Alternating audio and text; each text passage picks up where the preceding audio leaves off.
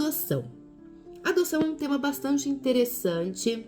Eu vou dar assim um panorama geral sobre isso. Depois o Rodrigo vem aqui e fala mais detalhadamente sobre leis, sobre os detalhes jurídicos, tá bem?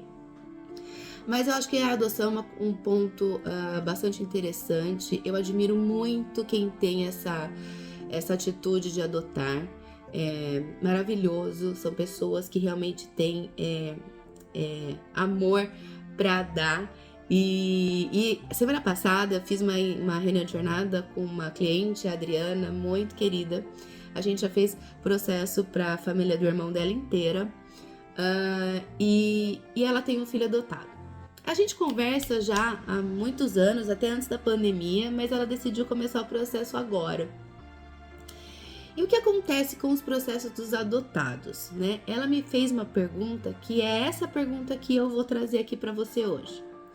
Ela começou a falar com a gente antes da pandemia, acho que 2019 e 2020, tá?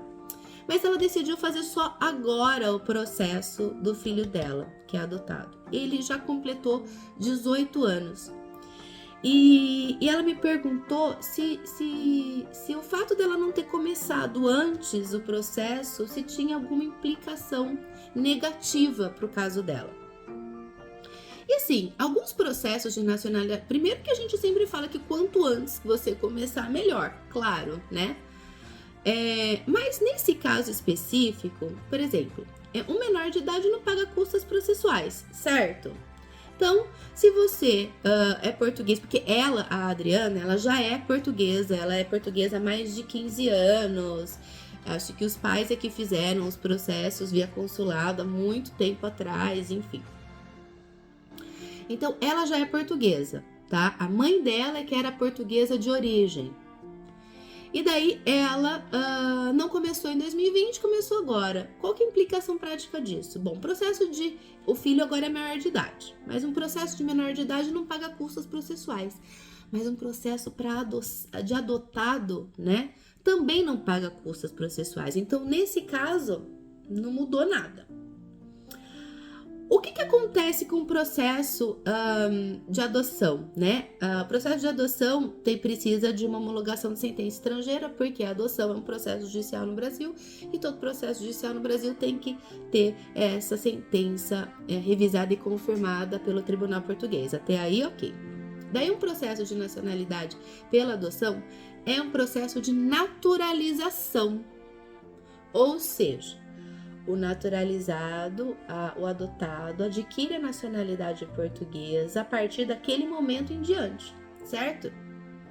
Então, como ele só tem 18 anos, que ele não tem filhos ainda, tá tudo certo.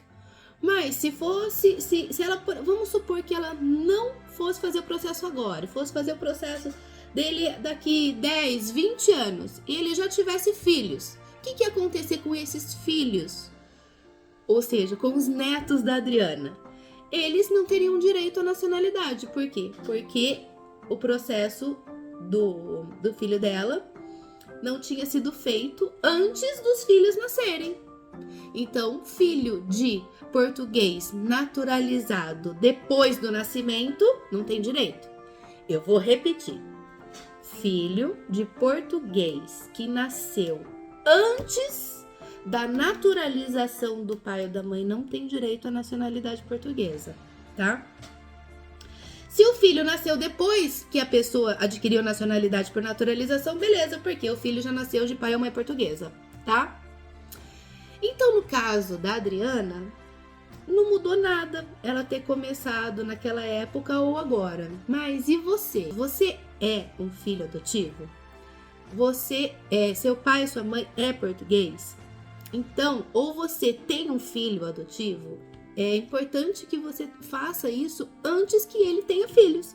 Porque daí esses filhos só vão ter direito se você fizer antes deles nascerem. Ou seja, seus netos só vão ter direito se você fizer o processo do seu filho adotivo antes dele ter filhos.